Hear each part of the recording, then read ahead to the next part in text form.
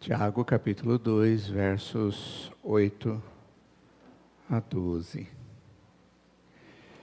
Onde diz assim a palavra do Senhor: se vocês de fato observam a lei do reino, conforme está na Escritura, ame o seu próximo como a si mesmo, fazem bem.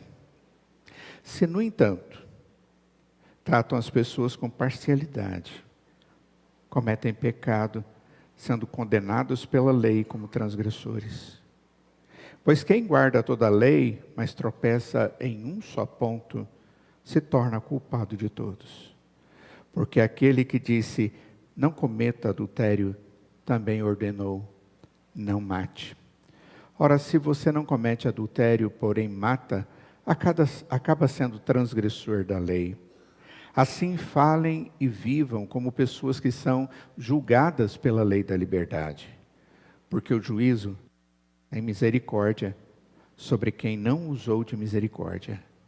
A misericórdia triunfa sobre o juízo. Oremos. Ó Pai, nós te agradecemos pela oportunidade que o Senhor nos dá, Pai, no dia do Senhor, de reunir-nos como igreja, de abrirmos a Tua palavra, de cantarmos louvores ao Senhor como Teu povo. Nós temos motivos, ó Pai, para isso que o Senhor nos dá. A Sua graça é perfeita e nos alegra. A Sua misericórdia nos constrange e nos leva ao perdão. Não existe motivo maior do que esse, Pai. Porque tudo isso ocorre por causa do Teu Filho que morreu na cruz em nosso lugar. Coloque gratidão no nosso coração, Pai. Coloque atitude de adoração no meio do Teu povo e prazer de estar na casa do Senhor com os seus irmãos. Fortalece a nossa fé. Em nome de Jesus. Amém. Amados, a vida cristã, ela exige decisões, muitas decisões. Toda a vida da gente isso acontece, mas na vida cristã nós tomamos decisões que vão afetar todas as outras áreas da nossa vida. A vida cristã ela exige decisões de prioridade e de equilíbrio. Prioridade e equilíbrio. Hoje nós vamos falar um pouco sobre isso. Como é esse negócio de ter uma vida diante de Deus, sabendo quais são as prioridades? Escolher aquilo que eu devo colocar certo na minha vida. E viver essa vida equilibrada por causa disso. Tem alguns irmãos que são da área médica. Essas pessoas que estão normalmente na área médica, eles conhecem algumas coisas. E eu estava vendo sobre a emergência. Aquela emergência médica, onde chegam as pessoas ali para serem atendidas. Provavelmente vocês estão familiarizados com isso, com um método chamado protocolos de Manchester. Que são método de triagem para definir a prioridade no atendimento de pessoas.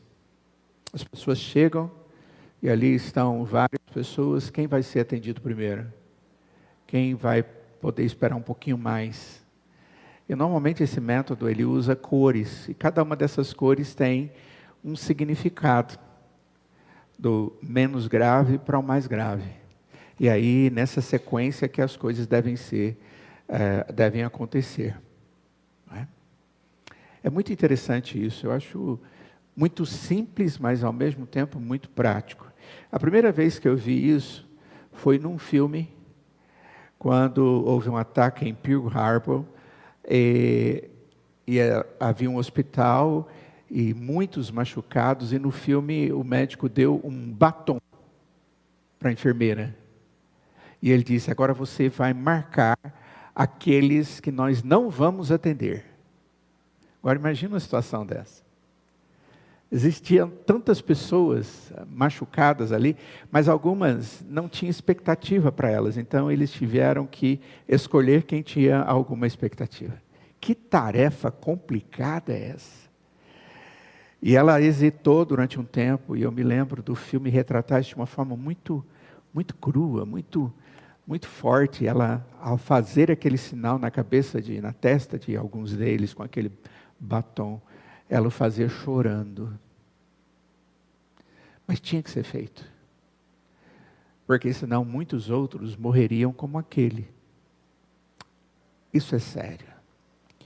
Quando nós não fazemos escolhas corretas das prioridades na nossa vida, nós corremos o risco de colocar tudo em perigo.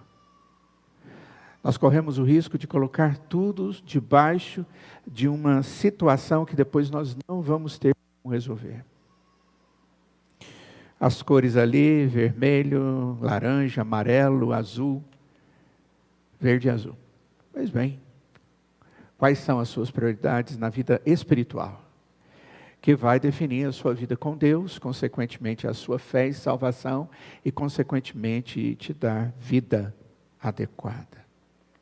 Nós precisamos de ter um método para fazer triagem, para salvar as nossas vidas como seguidores de Jesus Cristo, e nós precisamos fazer essa triagem. Ela é espiritual, plenamente espiritual.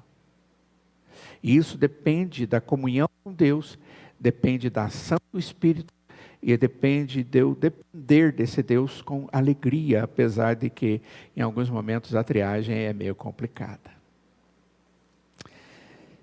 A fé verdadeira, normalmente ela é caracterizada por uma vida equilibrada, marcada por algo muito especial, marcada pelo amor a Deus e amor ao próximo. O Senhor Jesus vai colocar isso como prioridade antes de todas as obediências. Ele coloca princípios para a gente viver. Todos eles são importantes, vão afetar a nossa vida, os nossos relacionamentos, a nossa comunhão com Deus, os nossos serviços, mas Ele vai colocar como mais importante amar a Ele e ao próximo. O Senhor Jesus diz que até mesmo essas duas observações, ou orientações, ou mandamento, caracterizam o cristão. Aqui nesse texto de Tiago, capítulo 2, do verso 8 ao 13, vai nos mostrar que a prioridade máxima da obediência é isso. A grande questão é como vivenciar esse amor o tempo inteiro. Como demonstrar isso para Deus em primeiro lugar. E como não perder a noção de que todas as pessoas que estão ao nosso redor são próximos. E são pessoas que Deus marca com graça para que amemos. Então, a primeira coisa que a gente tem que ver é que o amor é a marca do reino de Deus. É o antídoto contra a parcialidade, contra o favoritismo. É a marca que nos ajuda a viver com igualdade diante das outras pessoas. Quando eu digo igualdade, eu me refiro à igualdade de valor, de necessidade, da expressão da graça de Deus. De igualdade, eu me refiro ao fato de todos nós sermos pecadores e necessitados de perdão e transformação. Todos nós temos necessidades espirituais idênticas. E não só espirituais. Aqui no texto a gente vai ver o autor, Tiago, nos mostrando 3 razões porque o amor é indispensável para a vida cristã equilibrada. Ele vai nos mostrar primeiro que o amor é a essência da obediência saudável. Não adianta eu fazer uma coisa e não amar. Segunda coisa que o texto vai nos mostrar é que a falta de amor é um pecado sério. E aí o texto diz que é pecado. Mas só que tem consequência. A ausência de amor, ela adoece a minha vida com Deus. E adoece a minha vida com outras pessoas. E por último, ele vai nos mostrar que o amor é fruto da palavra de Deus, da ação do próprio Deus. E o amor de Deus em nós transforma. Essas são as 3 coisas que o autor traz aqui para nós, que é Tiago. Então vamos para a primeira argumentação aqui do texto. Danilo, acho que essa bateria aqui está acabando, está vacilando. Olhem comigo o verso 8 do capítulo 2. Se vocês de fato obedecem à lei real, de acordo com a Escritura, ame o seu próximo como a si mesmo. O texto diz, e estão agindo corretamente. Mas o texto é, se obedecem à lei, essa lei não é qualquer uma, é chamada lei real, ou seja, do reino, de acordo com a palavra de Deus. Olha só quanto que traz informações aqui no texto. Eu vivo na medida em que obedeço à lei real. E a lei real, o que manda, está na Escritura. Ame o seu próximo. O corpo da gente, nosso corpo, ele precisa de alimento. Mas não é de qualquer alimento, é um alimento equilibrado para ele se manter forte, para ele se manter habilitado para a existência. A vida cristã, ela precisa também ser alimentada. E o alimento da vida cristã e dos nossos relacionamentos se chama amor. Eu preciso ter um relacionamento bom dentro da minha casa. Eu preciso de um relacionamento bom com o meu cônjuge. Eu preciso de um relacionamento bom com os meus filhos. Eu preciso com os meus pais. Eu preciso com os meus amigos. No local de trabalho, eu preciso em todo lugar. Ok, isso é algo que define a qualidade da sua vida também com Deus. E eu preciso entender isso. Quando ele diz lei real, é lei do reino. A doutrina do reino de Deus, ela está aqui espalhada em toda a Escritura, quando Deus nos mostra que Ele é rei como feitor de todas as coisas. Ele é aquele que fez todas as coisas com o seu poder, o poder da sua palavra.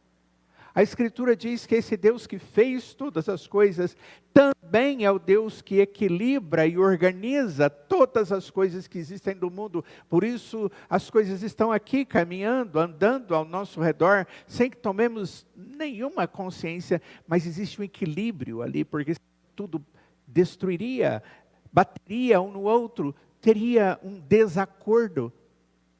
Tudo precisa de equilíbrio. E esse Deus é o Deus que cria, é o Deus que coloca o equilíbrio e coloca regras da convivência com Ele. Não somos nós que determinamos como vamos viver com Deus. É Deus quem diz o que Ele quer que façamos para que possamos conviver com Ele. Caso contrário, você não vai ter essa intimidade. Caso contrário, essa convivência, ela vai ser meia boca, mequetrefe, desculpe a palavra. Amor define minha relação com o Rei do Reino. Obedecer a Cristo é viver em amor. Jesus Cristo disse que o maior ato de obediência definiria a saúde espiritual dos seus discípulos. Ele disse com essas palavras em João capítulo 13, verso 35. Nisto conhecerão todos que sois meus discípulos, se tiverdes amor uns pelos outros. É assim que Deus verifica a nossa convivência com Ele, o discípulo dEle. Ele servo, eu discípulo. Eu não quero mudar essa situação nunca e nem posso. Mas eu quero ser servo do Senhor. Ele diz, ok, vocês só serão conhecidos como discípulos se vocês amarem uns aos outros. Porque o amor para com Ele é prioritário.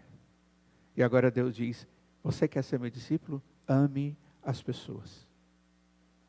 O apóstolo Paulo fala também sobre isso. Romanos capítulo 13, versículo 10, diz, o amor não pratica o mal contra o próximo. Repito, o amor não pratica o mal contra o próximo. Portanto, o cumprimento da lei é o amor. Ele está repetindo aquilo que Jesus Cristo ensina, aquilo que já estava citado no Antigo Testamento, só que ele fala com outras palavras. Isso significa que toda obediência cristã, ela só pode existir se eu tenho amor. Caso contrário, eu vou como que cair pelos lados. É o fundamento que me dá solidez para que eu possa ficar em condições de trabalhar todas as coisas sem cair ou desperdiçando aquilo que Deus tem nos dado. Se nós tirarmos o amor, o que sobra para o cristão é única e exclusivamente religiosidade vazia. Sem amor, o que exige? Religiosidade vazia. Só expressões de religiosidade. Eu começo a ser como um robô diante da obediência. Não aquele que vive com alegria, de maneira leve e alegre, sendo transformado e edificado com Deus.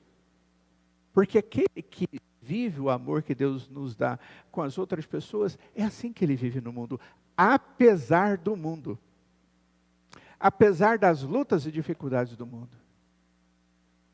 Você já se sentiu brigando contra as coisas? Discutindo com as coisas, consigo mesmo? Com as durezas das lutas que você tem que ter com outras pessoas? Às vezes é alguma coisa que acontece só aqui. Às vezes é uma coisa que sai daqui. Às vezes é alguma coisa que é expresso de outra forma. Mas é porque está sendo religiosidade vazia. Paulo, em 1 Coríntios, capítulo 13, do verso 1 ao verso 3. Esse texto é muito conhecido, mas aqui se aplica como luva. Ele diz assim: ainda que eu fale as línguas dos homens e dos anjos, se não tiver amor, serei como um bronze que soa ou como símbolo que retine. É aquela ideia de pum, só existe barulho.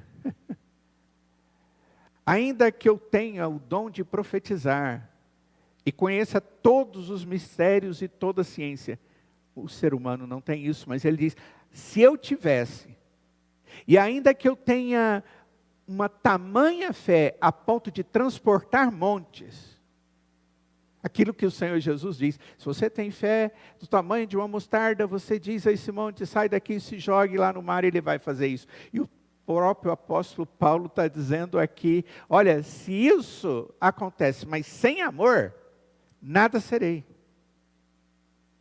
E ainda o texto diz, e ainda que eu distribua todos os meus bens e comece a fazer isso entre os pobres, e ainda que entregue o meu próprio corpo para ser queimado em favor de alguma coisa, se eu não tiver amor, isso de nada me adiantará.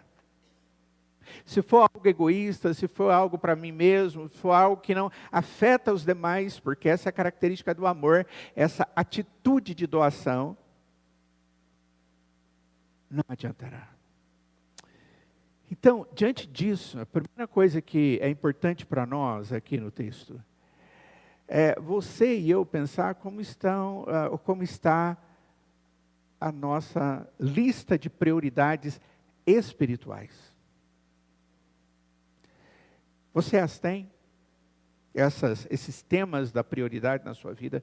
Você tem nessa lista a sua prioridade inicial, a número 1, amar a Deus e demonstrar isso na sua intimidade com Deus, na sua obediência à palavra dEle, na leitura da Escritura, na oração, na expressão da graça de Deus na vida de outras pessoas que convivem comigo, na intimidade com o corpo de Cristo, na disposição em servir dentro da igreja, no meio do povo de Deus.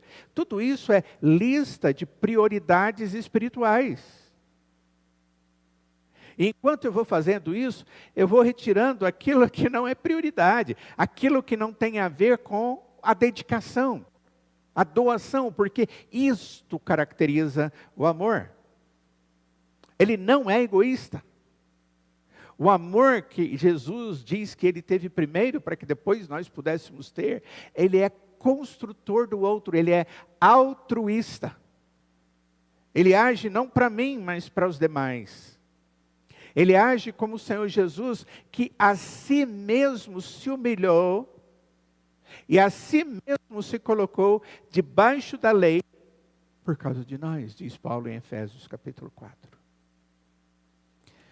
Quando você fala, quando você decide, quando você pega o celular e escreve uma mensagem, quando você toma atitudes, o amor é perceptível. Você transmite algo chamado amor de Deus na sua vida. Pessoas que olham para você, vê no seu rosto, no seu coração, no seu hálito, na sua disposição, em cada momento, o amor de Cristo. A maturidade cristã se mede não apenas por aquilo que nós sabemos, mas pelo quanto nós amamos. Lembre-se disso. Não adianta nada você ter toda a ciência, todo o conhecimento, se não tiver amor, não adiantará. Então, a sua maturidade cristã deve ser muito mais do que o conhecimento da Escritura. Tem que estar subordinado ao amor a Deus e às pessoas. Amar ao próximo é como oxigênio. O oxigênio para a fé. Sem ele, a vida cristã enfraquece. Lembram da Covid? Médicos, o negócio foi difícil, hein? Alguns irmãos aqui da área médica, eles sofreram com os irmãos que ficavam doentes e pegavam o telefone e diziam, aí me ajuda aí, eu estou... E mais alguém aqui na minha casa, todo mundo, cada um num quarto, todo mundo com Covid. Tentava-se não piorar tanto para que não precisasse ir para o hospital. E precisasse de oxigênio. E começou a ter a luta pelo oxigênio. Luta tal que isso se tornou até mesmo motivo de processos, de grandes falas. Pessoas que estavam ali já não tinham mais condição de vida e o médico tinha que determinar, tirar o oxigênio dele e colocar no outro. Eu nem imagino como deve ser isso. Sabe por quê? Porque aquilo é vital. Sem aquilo não existe existência. Amar ao próximo é como o oxigênio da fé cristã. Sem ele, a vida cristã, ela enfraquece, ela morre. Ela deteriora. E nós precisamos ter esse cuidado. E é exatamente isso que o autor aqui, Tiago, diz. Que o amor é a essência, é a prioridade da obediência. Você vai obedecer? Beleza. Mas faça tudo com o amor de Deus. Por causa dele, com ele, tendo aprendido com ele, para a glória dele. Isso vai mudar, certamente mudará, vai transformar a sua vida e os seus comportamentos com Deus e com as pessoas, se você compreender claramente o que Tiago está dizendo aqui nesse texto.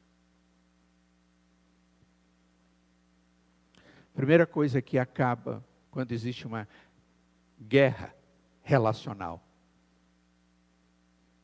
é a perda do amor. Quando as pessoas têm crise, elas ficam tão decepcionadas porque o outro às vezes está demonstrando ausência de amor ou de carinho que demonstra esse amor, ou de respeito que demonstra esse amor, ou de cuidado que respeita esse amor, que o outro também parece que perde aquilo, porque o oxigênio acabou. Quando isso acontecer, eu espero que Deus use você como uma fonte de oxigênio desse relacionamento. Não desista. A graça de Deus é aquilo que nós temos para ver as coisas mudando. Continue amando. Segunda coisa que o texto traz aqui é que a falta de amor vai adoecendo a vida espiritual de forma perigosa, porque é caracterizado como pecado.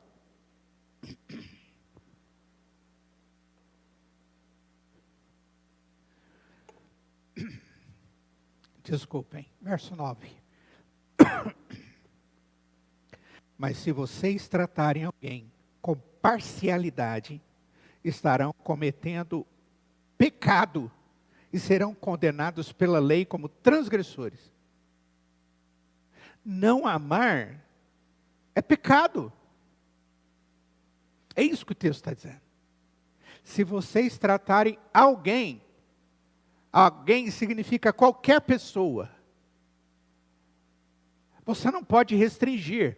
Se você trata alguém com parcialidade, com superficialidade, de maneira errada, você está cometendo pecado? Entenda, pecar ou cometer esse pecado é como se você estivesse cometendo todos os outros pecados. É isso que o texto está dizendo. Você se torna transgressor. Tiago é muito claro aqui. Ele vai mostrar que a parcialidade, o favoritismo, são doença grave. Abram comigo no capítulo 2, verso 1. Nós estamos no verso 8, né? Mas vamos voltar no capítulo 2, verso 1. E você vai entender o que ele está chamando aqui de parcialidade no verso 9. Se você tratar alguém com parcialidade. No verso 1 diz: meus irmãos, vocês não podem ter fé em nosso Senhor Jesus Cristo, o Senhor da glória, e ao mesmo tempo tratar as pessoas com parcialidade. É aqui que ele começa a tratar desse assunto. Porque se entrar na sinagoga de vocês, do templo, um homem com anéis de ouro nos dedos, vestindo roupa luxuosa, e entrar também um pobre muito mal vestido, e vocês derem um tratamento especial ao que está vestido com a roupa luxuosa, dizendo: você, sente aqui no lugar de honra, e disserem ao pobre: você está cheio, fique de pé, ou sente-se ali, abaixo do estrado dos meus pés, aquelas como se fossem bancadas que tinham abaixo do pé das pessoas. O texto diz no verso 4, será que vocês não estarão fazendo distinção entre vocês mesmos e julgando as pessoas com critérios errados? O que é a parcialidade? É o ato de julgar as coisas e as pessoas com critérios errados. É você julgar o outro que é seu semelhante e que tem as mesmas características essenciais de ser humano que você tem. Como já falei agora mesmo. Todos e qualquer um são pessoas como nós. E se vamos julgar, estamos julgando a nós mesmos. No verso 5 ele diz: escutem, meus amados irmãos. Por acaso Deus não escolheu os que para o mundo são pobres para serem ricos em fé e herdeiros do reino que Ele prometeu aos que o amam? No entanto, vocês desprezam os pobres. Por acaso não são os ricos que oprimem vocês e não são eles que os arrastam para os tribunais?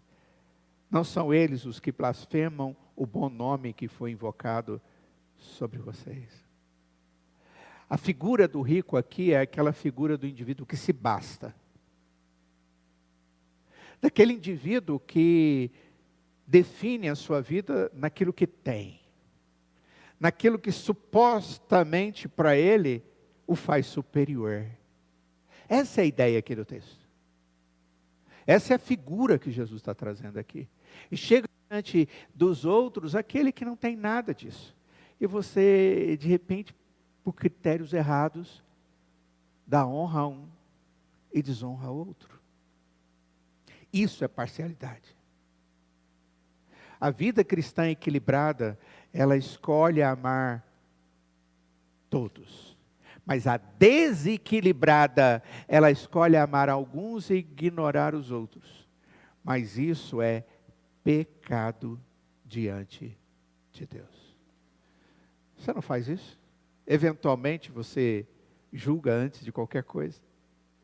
É como se a gente tivesse um pente fino, essa ideia do pente fino, onde você vai tirando algumas coisas que estão ali, que tem que ser bem tiradas para que eu não me relacione.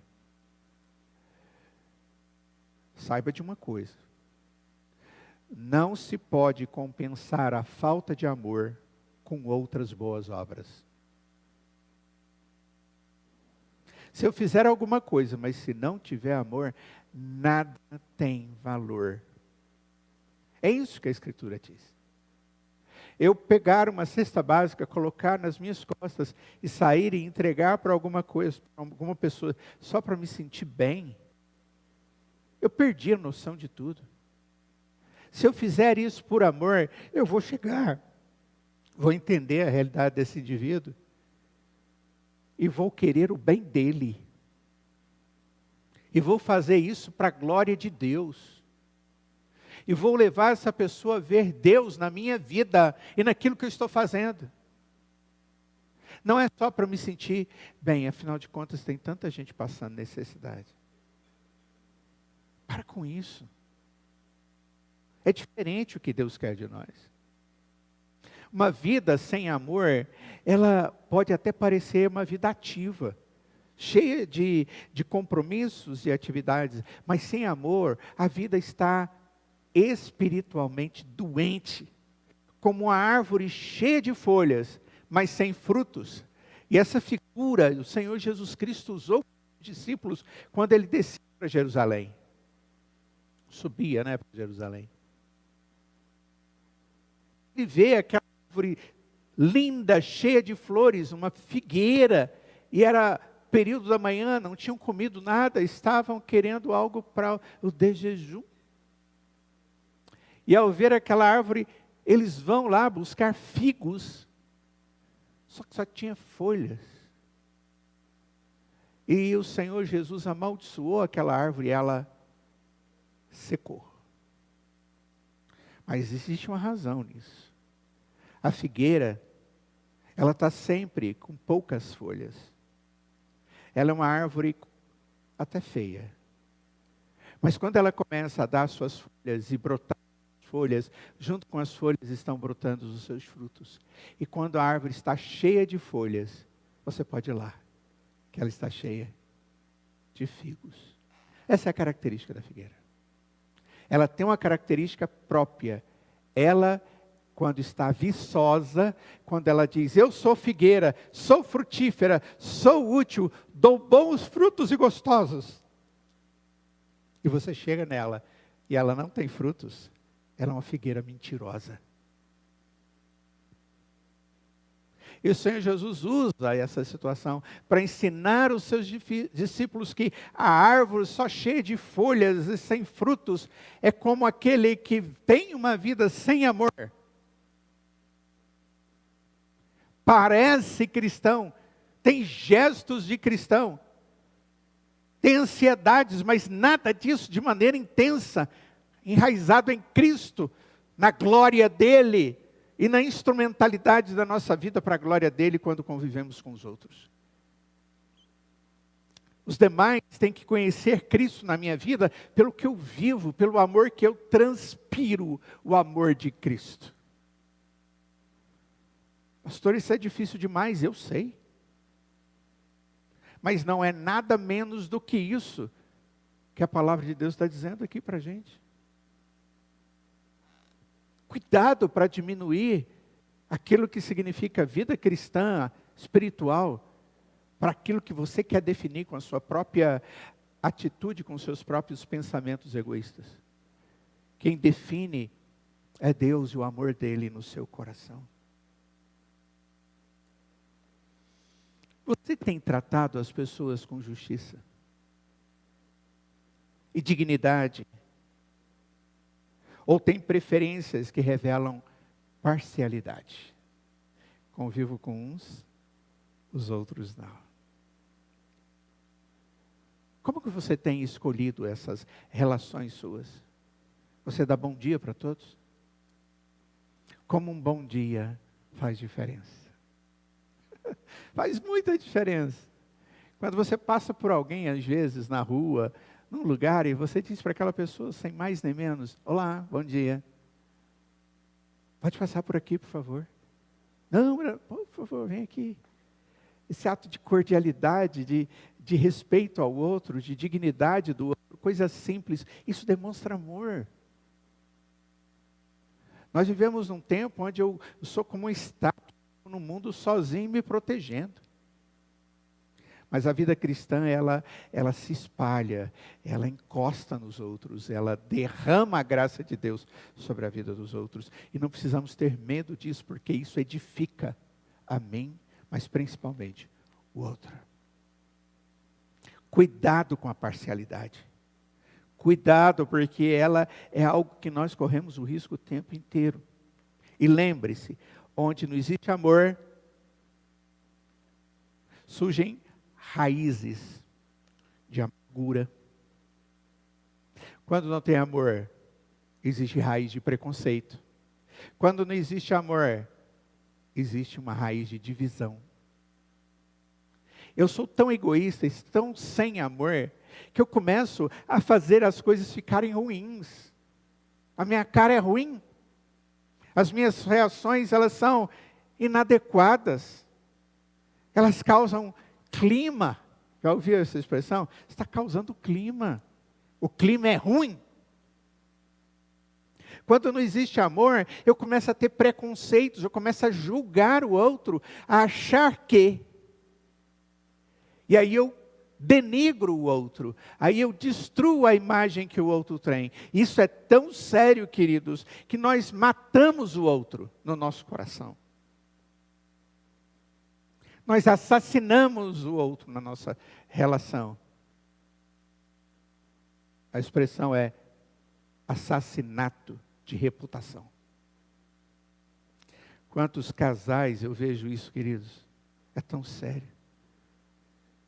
Minha esposa, meu marido, é bom, é boa.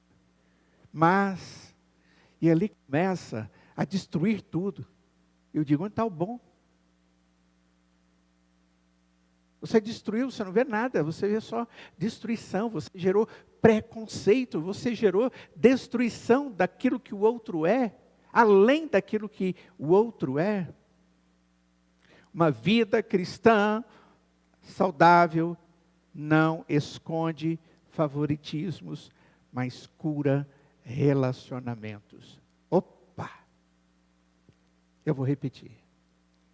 Uma vida cristã saudável não esconde favoritismo, mas cura relacionamentos.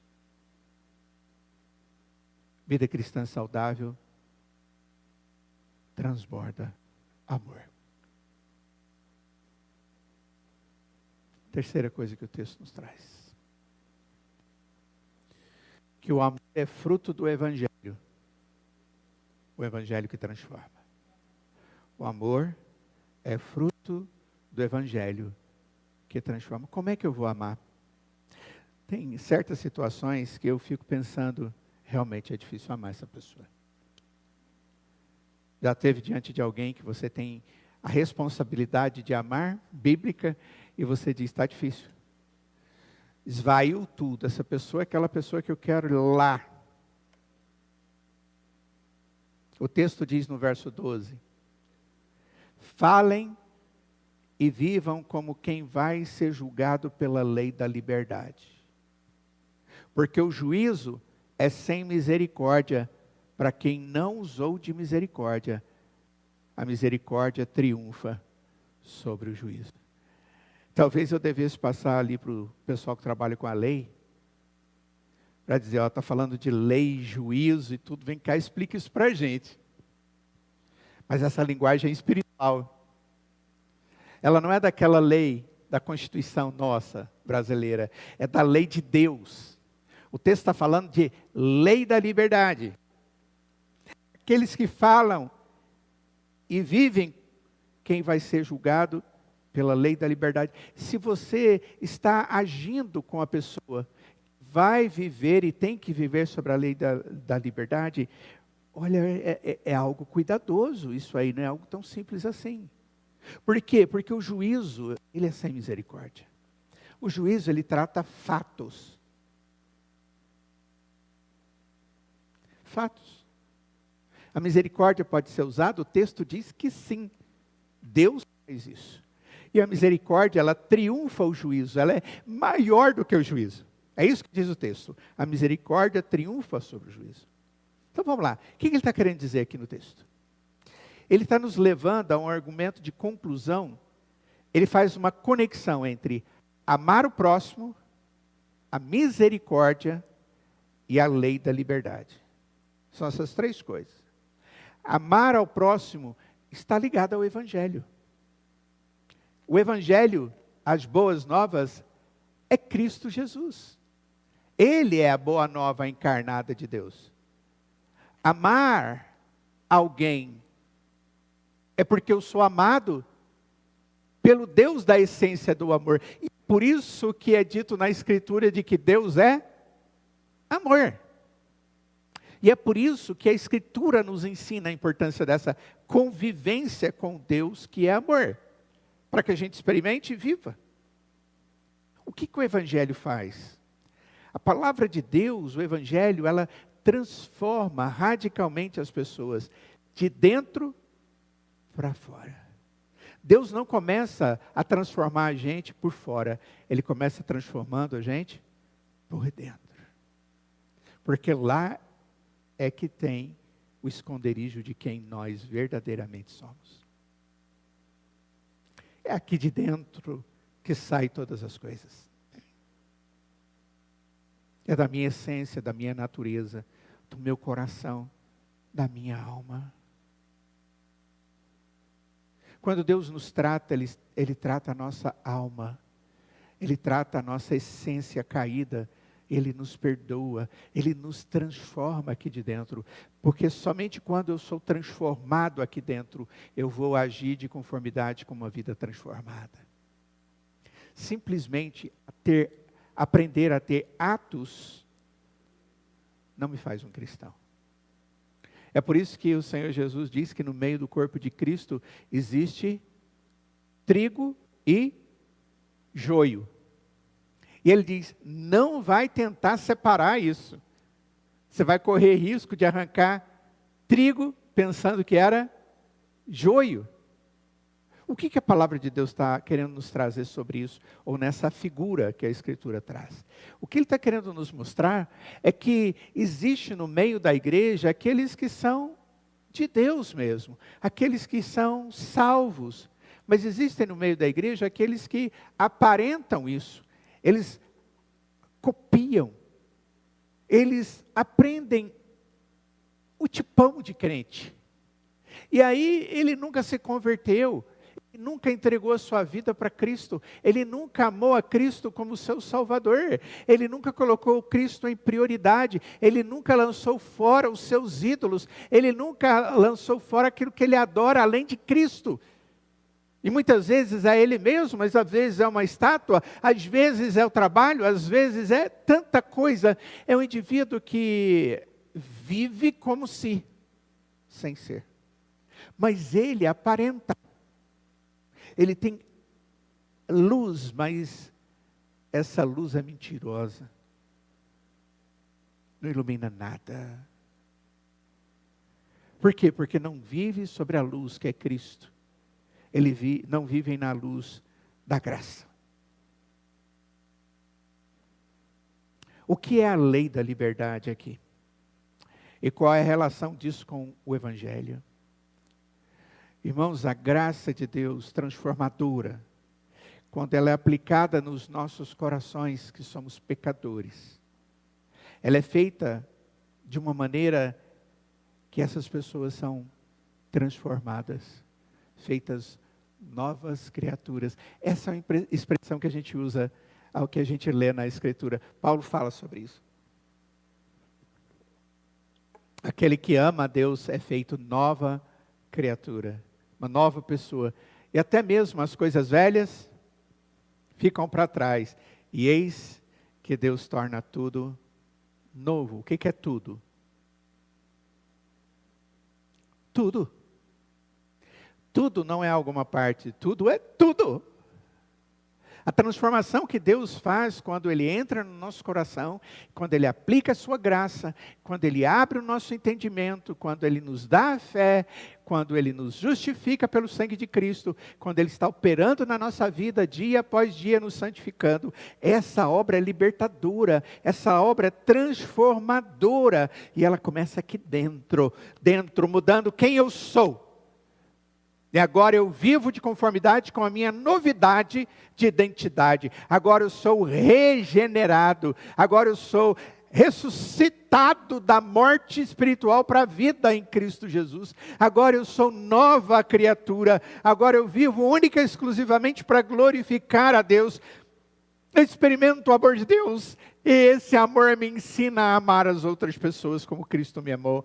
E agora a minha vida é outra vida. Louvado seja o Senhor. É isso, irmãos. E nós precisamos compreender que viver essa realidade é viver diferente do mundo que nós vivemos. O mundo não conhece o amor. O mundo não conhece a Deus que é amor. Mas nós conhecemos. Qual lugar de viver esse amor? Prioritariamente aqui no corpo de Cristo, que é a unidade daqueles que amam a Cristo.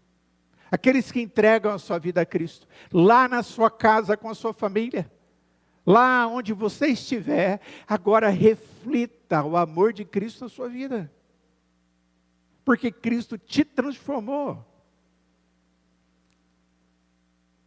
Lembre-se de uma coisa, nosso Deus é santo, e Ele quer que eu seja santo, mas eu não sou, por isso eu tenho que me subordinar a Ele, e a sua lei, que me liberta do pecado. Jesus salva, Cristo é a minha vida, e nossa obediência e amor devem refletir a maneira como Deus nos amou. Que transformação é essa que Deus faz? Tiago diz que Deus nos trata segundo a lei da liberdade. É o novo tipo de obediência assegurada por Cristo. Não é uma lei qualquer, mas é a lei que nos liberta. Onde eu encontro mais isso na Escritura? Paulo, quando ele escreve aos Gálatas, no capítulo 5, no verso 1, no iniciozinho do verso 1, ele diz assim: para a liberdade foi que Cristo nos libertou. Libertou do quê? Me libertou do pecado, me libertou da morte, me libertou do diabo, me libertou de mim mesmo e me fez nova criatura. E agora eu tenho que viver isso. Cristo nos libertou para vivermos livres dessas coisas, segundo a lei da liberdade de Deus.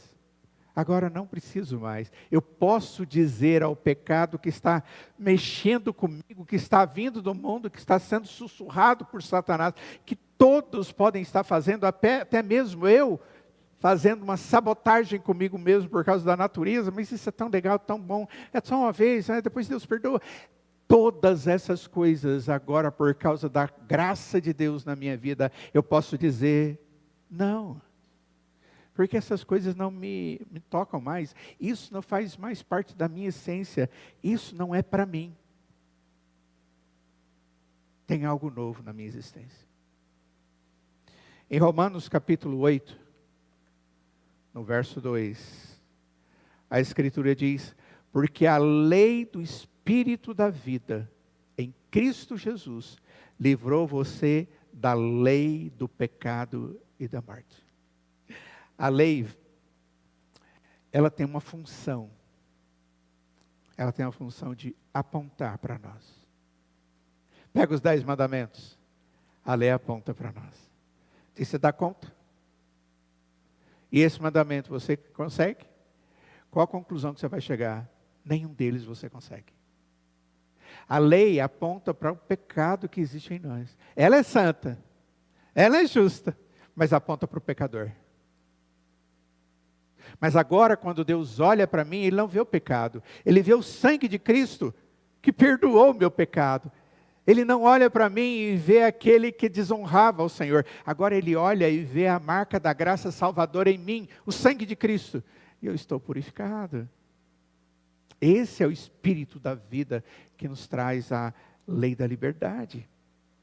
Voltando a Gálatas, no capítulo 6, no verso 2, a palavra do Senhor diz: levem as cargas uns dos outros e assim estarão cumprindo a lei de Cristo. Isso aqui é ato de amor, irmãos. Levar a carga um do outro é você ajudar o outro a carregar aquilo que está pesado. Esses dias fui carregar uma mesa com a Kátia, preparando a reunião das mulheres, lá no nosso condomínio.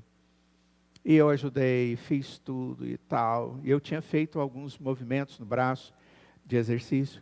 Estava dolorido, estava aquela coisa toda. E a hora que eu fui ajudá-la a colocar tudo no lugar de novo, eu peguei a mesa, não dei conta. Não conseguia. E eu ia de novo e não dava. A Kátia olhou aquele negócio para mim: o que está acontecendo? Eu falei: não estou dando conta. É uma dor intensa. Aí eu conversei com uma pessoa, e talvez o César saiba responder isso muito melhor do que nós. Eu estava com a posição errada. E aí eu não tinha força mesmo. Eu tinha que pôr a posição certa, para que eu pudesse carregar. Às vezes, em alguns momentos, nós não conseguimos carregar nem as nossas, porque nós estamos no lugar errado e na posição errada. A lei da liberdade é o evangelho aplicado graciosamente na nossa vida. Nossa dívida que nos aprisionava no pecado e na morte foi plenamente paga por Cristo, o evangelho encarnado. Fomos libertos do pecado para viver em amor. É isso que Tiago quer que entendamos. Para vivermos relacionamentos onde o amor é expresso de maneira imparcial. Deus nos salva para a gente viver o amor assim, em relacionamentos imparciais. E esse amor é algo que vem de fora, mas é colocado aqui dentro. Esse amor é fruto do esforço humano? Não. Esse amor é fruto da graça de Deus em nós. João capítulo 4, verso 19, diz: nós amamos porque Ele nos amou primeiro. Se alguém disser, amo a Deus, mas odiar o seu irmão, é mentiroso. Meu Deus, isso aqui é perigoso demais.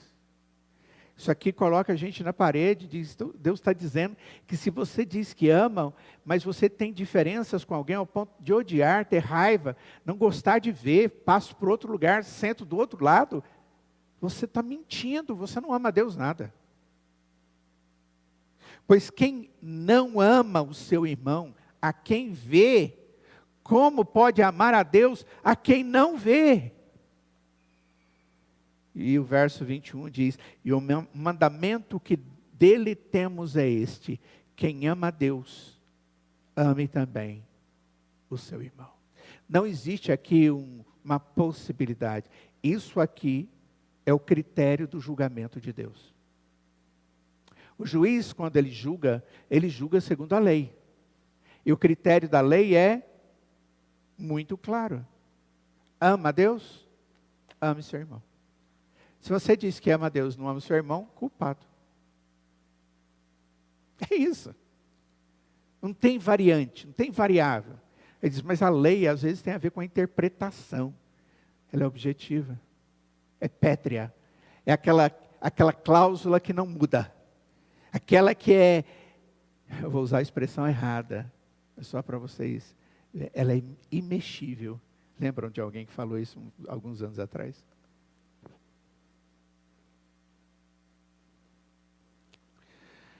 Também é por isso que a declaração final desse texto, os últimos versos dizem: a misericórdia triunfa sobre o julgamento.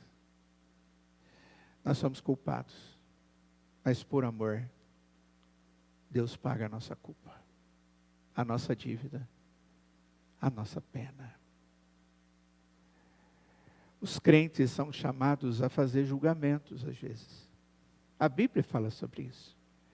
Mas o nosso critério é a lei da liberdade. Quando se trata de nossos relacionamentos uns com os outros e com o mundo, nós temos que priorizar o amor.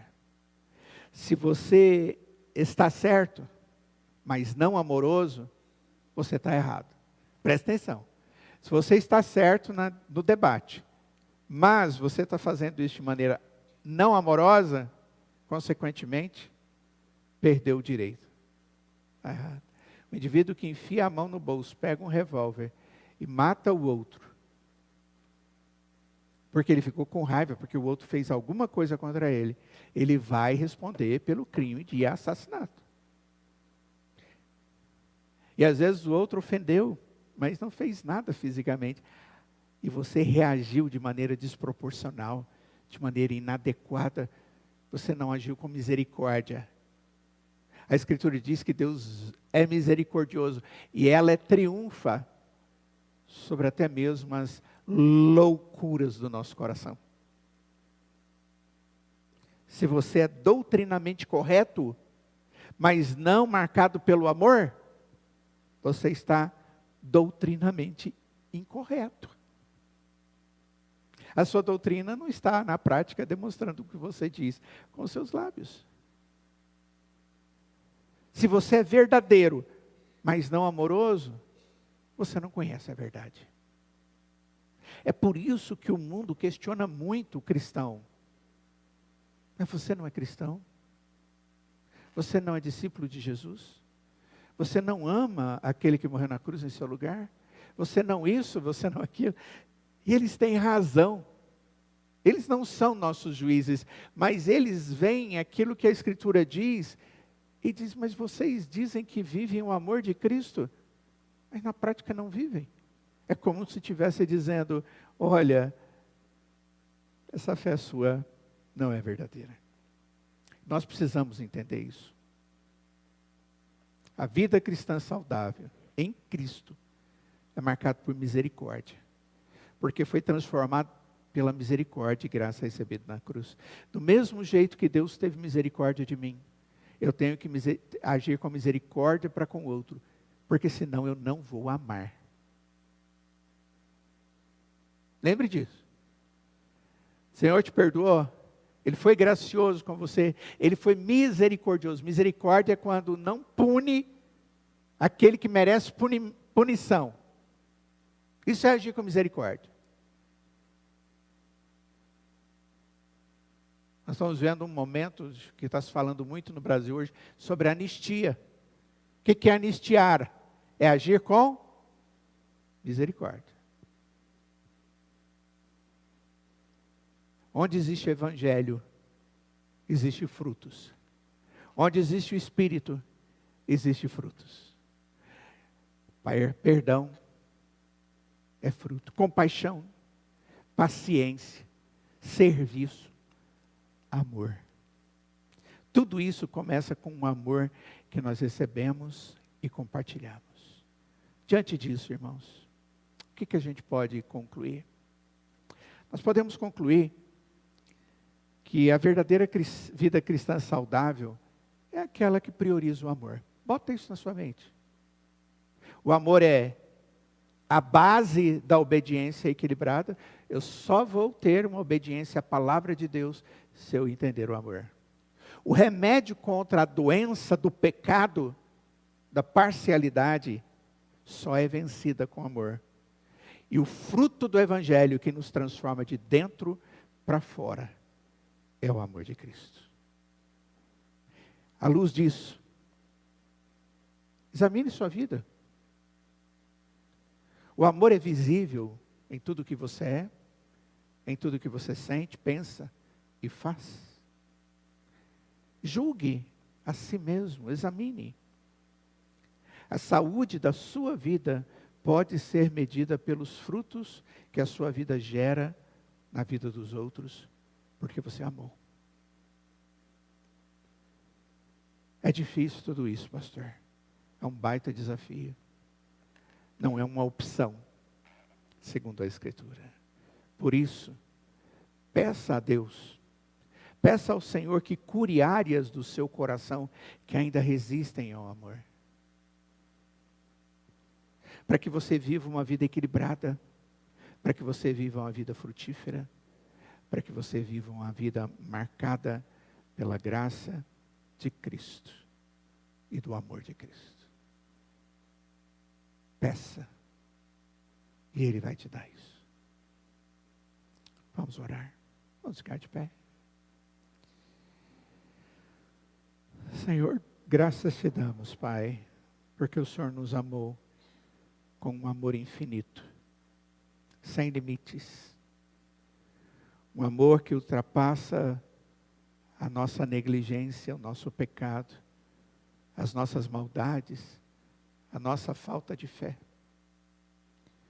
Obrigado, Deus, porque o Senhor nos amou antes da fundação do mundo para nos fazer filhos do Senhor. Obrigado, Senhor, porque o Senhor nos salvou para que como filhos pudéssemos levar o Teu Evangelho vivendo o amor com as pessoas. Grande é esse desafio para nós, ó Pai. Grandioso. Mas, ó Pai, obrigado pela Tua palavra que nos mostra que isso acontece na vida daquele que é transformado pelo Senhor. Aquele que recebe no seu coração a obra do seu Santo Espírito regenerando, produzindo novos frutos, transformando o nosso egoísmo em um amor dedicado ao Senhor e aos demais. Obrigado, Deus, porque isso só pode tornar-se realidade no Senhor. E o Senhor nos dá tudo aquilo que é necessário para que vivamos o amor. Cuida de nós, ó Pai. Faça de nós honestos para conosco mesmo, para com o Senhor e para com o nosso próximo. De tal forma possamos ser honestos que tudo que vai ser visto na nossa vida é a marca do amor de Cristo, que nos transformou, nos transforma e nos faz viver para a Tua glória. Essa é a nossa oração, Pai, em nome de Jesus. E nós imploramos que a graça do Senhor Jesus, que o amor de Deus o Pai, que a comunhão e consolação do Espírito Santo de Deus esteja sobre cada um de nós hoje e para todos sempre.